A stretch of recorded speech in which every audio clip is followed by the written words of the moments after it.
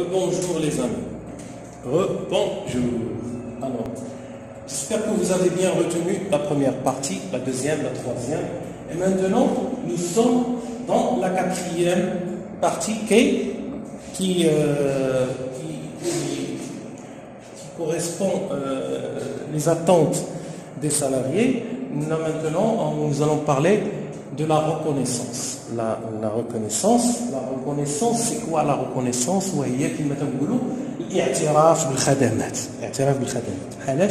Alors, ça reste un besoin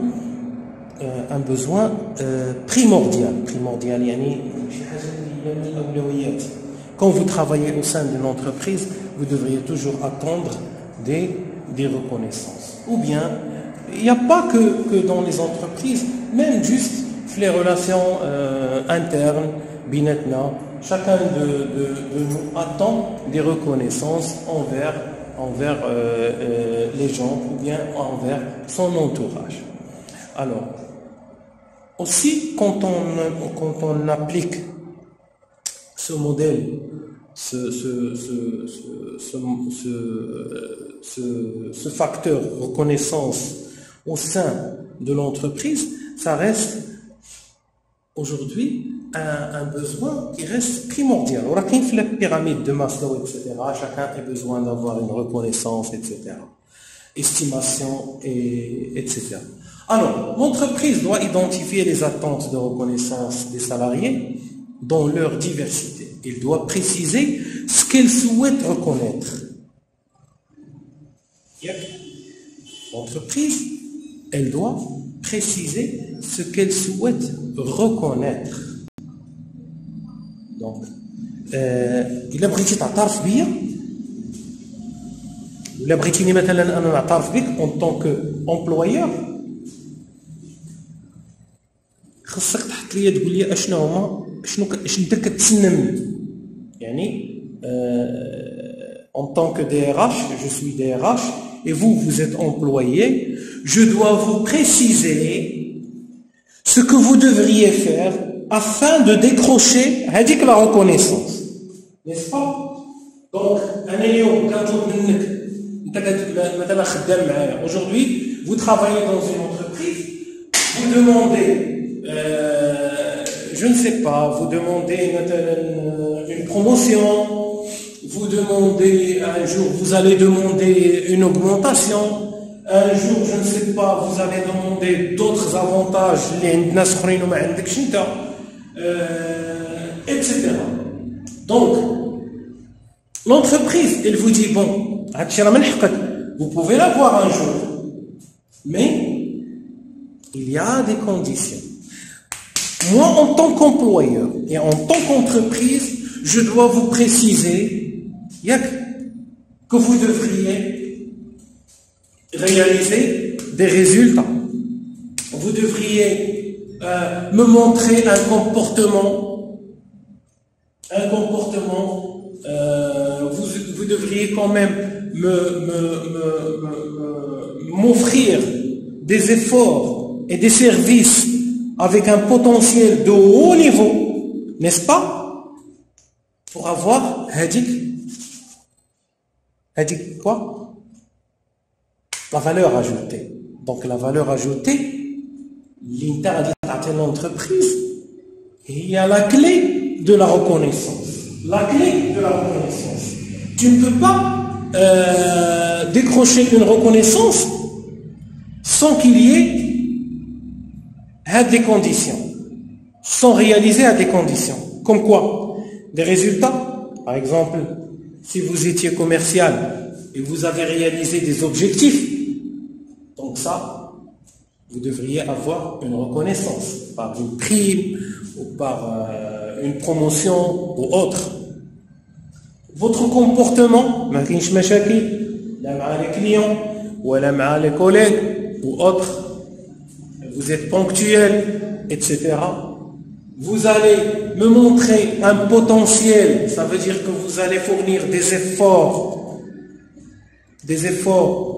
pour l'entreprise, vous allez consacrer votre temps et vous serez disponible rien que pour participer à la valeur, à accentuer la valeur ajoutée, donner des qualités managériales qui peuvent participer au développement de qui?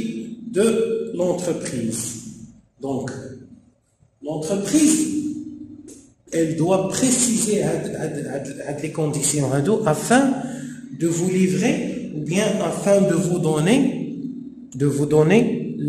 la capacité d'avoir la reconnaissance et choisir parmi les modalités de reconnaissance, n'est-ce pas? Alors, une politique de reconnaissance reste toujours nécessaire. Donc là, l'entreprise ou bien la DRH doit toujours définir une politique de reconnaissance. Donc, qu'est-ce que dit la politique de reconnaissance?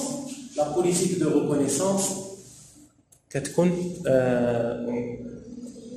instaurée par la direction des ressources humaines. Instaurée par la direction des ressources humaines.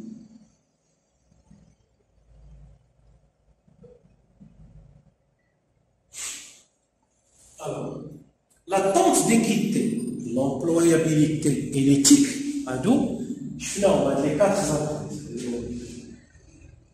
L'équité, l'employabilité, éthique et reconnaissance exprimée par les salariés ne peut être satisfaite que par un partage effectif de la fonction entre la DRH et les responsables hiérarchiques. Donc, je connais qui peuvent participer à la récolte les quatre attentes. Je connais qui c'est qui doit participer. Donc, il faut qu'il y ait un partage effectif de la fonction entre la DRH et les responsables hiérarchiques.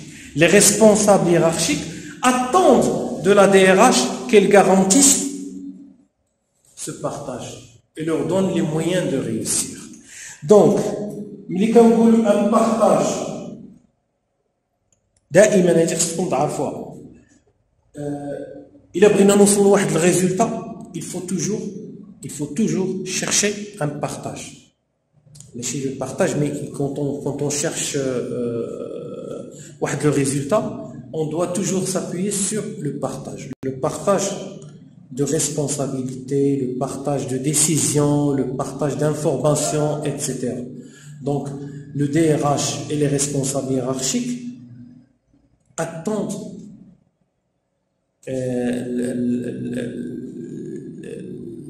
des responsables plutôt hiérarchiques attendent de la DRH la garantie de ce partage et donnent des moyens de réussir. وتكلمنا عليهم هما دوك لي زوتي اللي تكلمنا عليهم الفوق في الاول. تكلمنا على لي زوتي, on a parlé des outils, on a parlé de l'information, on a parlé de la formation, on a parlé de pas mal de choses. هادو هما les garanties de quoi? Du partage, les garanties qui peuvent qui peuvent nous offrir plutôt les attentes que sont l'équité, l'employabilité, l'éthique et la reconnaissance. Ça, c'est pour tout ce qui a rapport avec les salariés. Aujourd'hui et maintenant, nous allons passer aux attentes de l'encadrement. L'encadrement, ça veut dire les managers. Je connais les managers, on les N+1. يعني les cadres. احنا دزنا دابا من les salariés غندوزو لاش la hiérarchie ديال les salariés. Donc les attentes des N+1 à l'égard de la DRH sont de deux sortes. Là, غادي نشوفوا هاد deux sortes. En premier lieu, le DRH doit garantir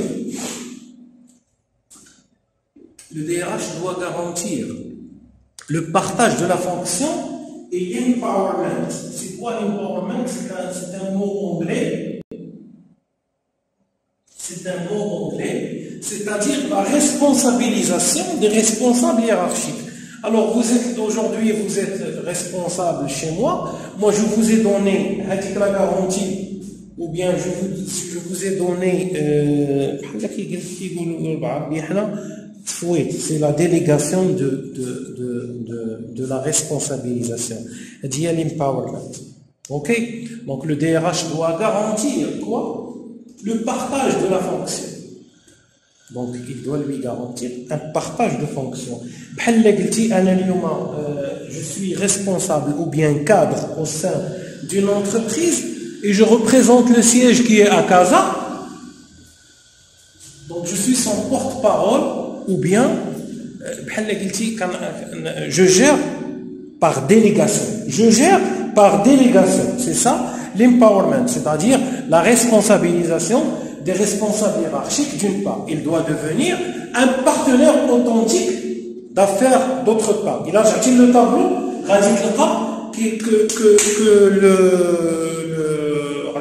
le manager est pour lui, il doit être garant du partage d'affaires. Du partage d'affaires. Ou bien partage de la fonction. Alors, pour garantir le partage, il apparaît opportun de définir une charte de partage. Il y a toujours une charte de partage, une charte du partage qui précise clairement les responsabilités respectives des uns et des autres. Pour garantir le partage, il apparaît opportun de définir une charte du partage qui précise clairement les responsabilités respectives des uns et des autres. La charte définit également les moyens que la DRH met à la disposition des opérationnels. La charte définit également les moyens que la DRH met à la disposition des opérationnels.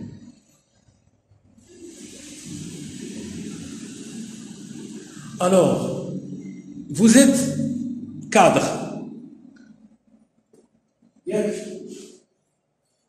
Que vous êtes responsable au sein d'une entreprise. Sous la tutelle, vos subordonnés, ce sont des salariés. Donc, afin de réussir avec les modalités, les attentes, il faut instaurer une charte. Dans cette charte, il y a des moyens que vous devriez mettre à la disposition des opérationnels. La hiérarchie attend de la DRH quoi? Qu'elle propose une charte claire. La charte devra toujours être claire, précise, réaliste et fiable. La réussite de ces chartes repose sur l'adhésion des responsables. La réussite de ces chartes repose sur l'adhésion des responsables hiérarchiques. Alors, le responsable hiérarchique qui خصو يكون منخرط مع la DRH مع la DRH le partage de la fonction, les décisions, les directives, les stratégies, etc. Pour obtenir cette adhésion, il est nécessaire de mettre en place les moyens effectifs de l'empowerment. Alors, les moyens effectifs de l'empowerment des N plus 1 dans ce domaine. Donc, avec le N plus 1, les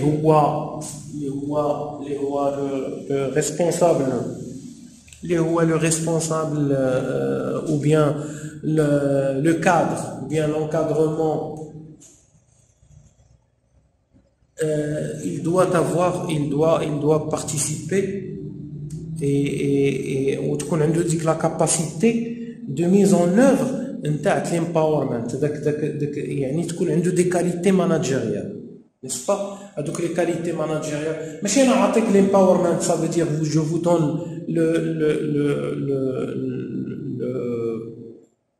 je vous donne la délégation pour gérer, ou ما تكونش عندك هذوك les qualités. n'est-ce pas? Donc, pour obtenir cette adhésion, il est nécessaire de mettre en place les moyens effectifs de l'empowerment des N+1 ou bien les managers dans ce domaine. Cela implique un partage à 3 niveaux.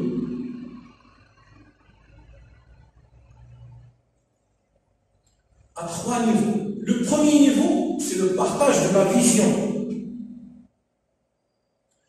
Le deuxième niveau, c'est le partage des savoirs. Le troisième, c'est le partage des pouvoirs. Alors, nous allons parler de quoi? En premier lieu, nous allons parler du partage de la vision. Le partage de la vision. C'est quoi le partage de la vision? Pour que chaque décision prise par les managers s'inscrive dans le cadre des enjeux stratégiques de l'organisation. Il est nécessaire qu'ils connaissent et partagent la vision à long terme de l'entreprise en matière RH. Définir un langage clair, la politique RH de l'organisation et communiquer largement et régulièrement est donc essentiel. Donc, afin d'avoir une vision, un partage de vision efficace et large, il faut définir un langage clair de la politique RH dans l'organisation et avoir la capacité de communiquer largement et régulièrement au sein de l'entreprise. Donc, la vision, elle est liée à son terme dans ce sens. Il est nécessaire qu'ils connaissent et partagent la vision à long terme de l'entreprise en matière RH. Le partage du savoir. Alors, de lâche le partage des savoirs. Partage des savoirs, ça veut dire que le manager doit donc veiller à la formation et à l'information. Donc,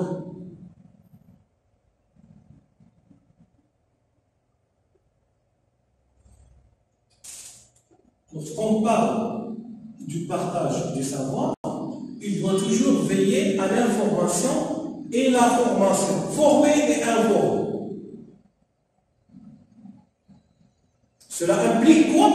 Que vous avez des connaissances suffisantes pour prendre toutes les décisions individuelles. Et je dis pour prendre des décisions individuelles, à chaque fois, avec des capacités, ils vous ont donné la délégation de l'empowerment, et puis vous allez à chaque fois appeler bon, comment puis-je faire? Donc vous devriez toujours appuyer sur votre capacité et vos capacités plutôt en tant que responsable hiérarchique de donner des informations individuelles et collectives et des décisions, mettre des décisions personnalisées et indispensables. Cela ne veut pas dire que vous allez faire que vous allez faire librement ce que vous devriez faire, ou bien vous avez la totalité,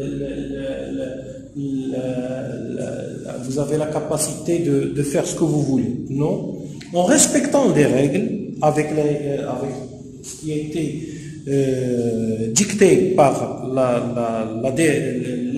DRH, vous devriez disposer de vos connaissances et les développer selon les textes qui ont été instaurés par la DRH. Donc, charge à vous de leur montrer et de leur donner vos capacités selon quoi? Selon ce que vous avez comme connaissances insuffisantes. Plutôt suffisantes.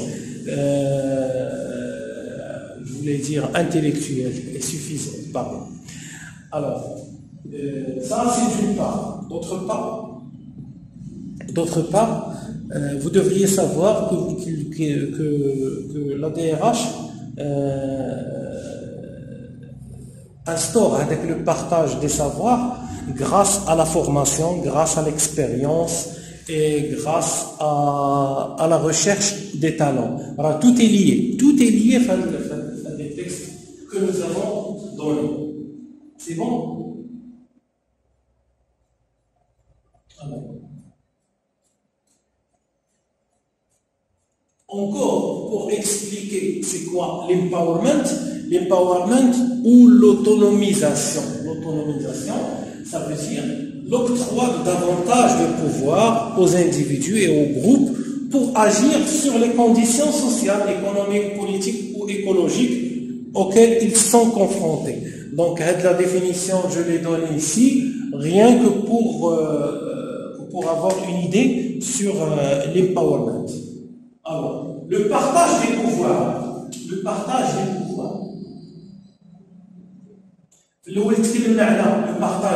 de la vision, des visions.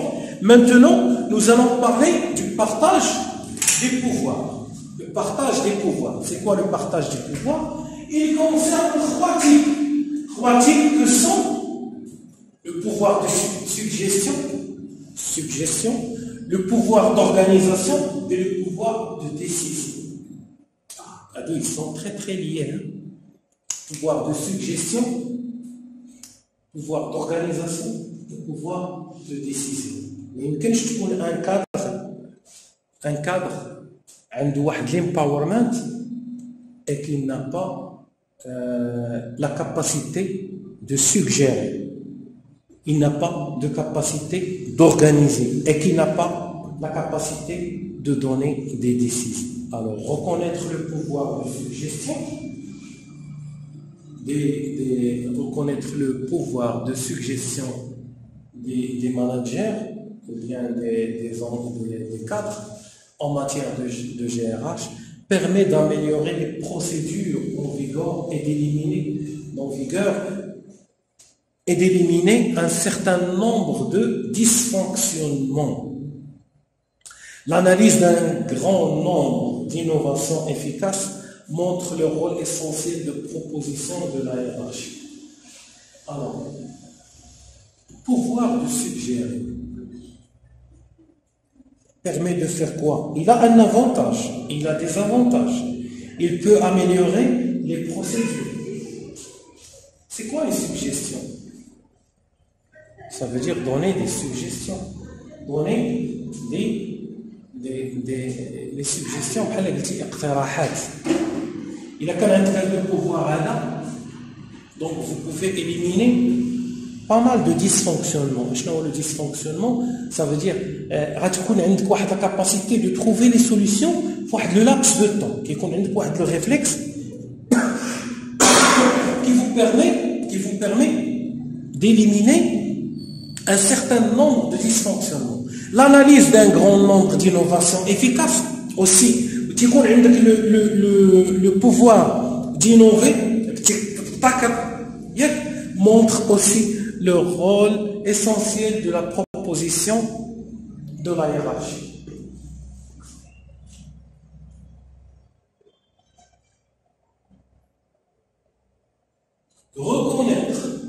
Reconnaître le pouvoir d'organisation des N+1 en GRH permet d'adapter les procédures aux spécificités de chaque entité. Le partage consiste aussi à reconnaître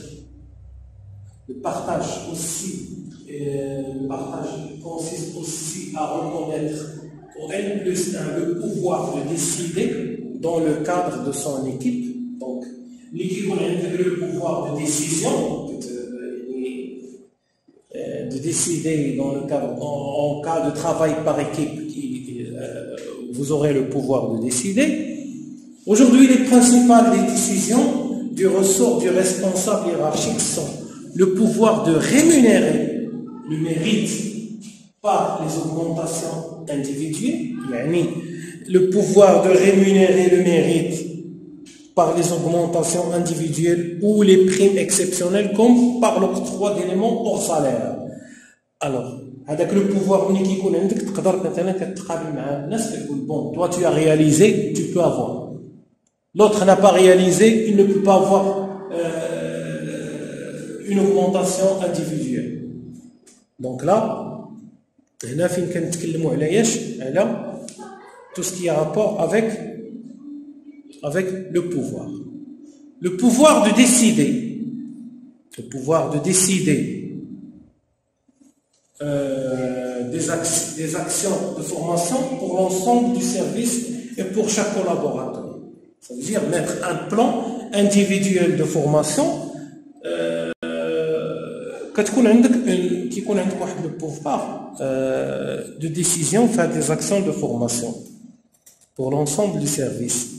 يعني chaque collaborateur كدير له un plan de formation pour améliorer ses compétences.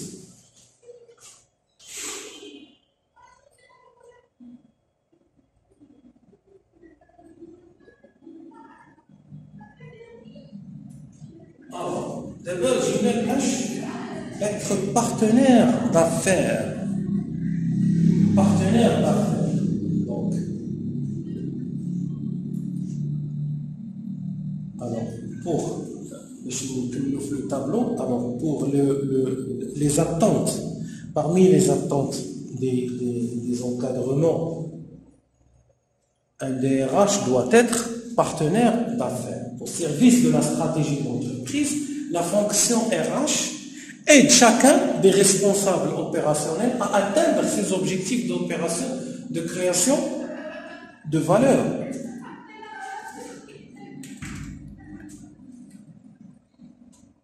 Il doit aider à la création, à atteindre les objectifs pour la création de valeur. Il devient ainsi partenaire d'affaires. Là, il devient partenaire d'affaires. Quand on crée une valeur, on est partenaire d'affaires. Alors, pour y parvenir, quoi faire? Il faut comprendre le business. Il faut comprendre tout ce qui a rapport avec l'affaire. Il faut comprendre le concept de l'entreprise. Quels sont les objectifs de l'entreprise? Donc, il faut participer en quoi? À la culture de cette entreprise. Il devient ainsi partenaire d'affaires. Pour y parvenir, il doit comprendre le business. Parler de quoi? Parler de quoi? Parler le même langage. On a le même langage. Mais je suis banquier, on نتكلم معاك في sport. On va gérer l'affaire comme étant un club de sport. Donc on doit toujours parler le même langage que les opérationnels. Ainsi, il peut les aider à mettre en œuvre les changements et atteindre leurs objectifs. Donc, avec des opérationnels, vous pouvez les faire participer au sein de l'affaire, n'est-ce pas? Alors, il peut aider à mettre en œuvre les changements et à atteindre leurs objectifs. Donc demain, Inch'Allah, nous allons voir, ou après-demain, je ne sais pas bien pour la semaine prochaine, nous allons parler des attentes des partenaires sociaux. Nous allons voir les attentes des partenaires sociaux. Et après les partenaires sociaux, nous allons voir tout ce qui a rapport avec les attentes des dirigeants. Les dirigeants, je connais normalement, il y a la direction générale. Alors, je vous souhaite bonne chance et bon courage pour tout le monde. Et n'oubliez pas de préparer des questions. Parce qu'aujourd'hui, j'ai parlé en français. Si vous avez des soucis en tout ce qui a rapport avec le cours, vous devriez m'envoyer des questions. Et sur le live, Inch'Allah, on va faire des entretiens et on va faire aussi quelques discussions sur le cours et tout ce qui a rapport avec les ambiguïtés de ce que je vous ai présenté hier et aujourd'hui. Donc je compte sur vos capacités, sur vos compétences, je compte sur votre ambition. et vous devriez savoir que حتى حاجه ما خصها تحبسنا دونك ما يمكنلناش نتوقفوا يعني جات كورونا او من غير كورونا ولا جانا ان بروبليم ولا شي حاجه on devra travailler الناس راه عايشين في الحرب كيقراو الناس راه كينزل عليهم جو سي با كوا فو دير الصواريخ كينزل عليهم بزاف ديال الحاجات مي كون ميم ils cherchent le savoir. Et donc, je compte sur vous. À très bientôt, Inch'Allah. Donc, salam alaikum. والله يوفق كل واحد فيكم يلا alors Inch'Allah pour la prochaine séance. Donc, bon courage. Que Dieu vous protège, Inch'Allah. Allah يحفظكم من كل شر. السلام عليكم.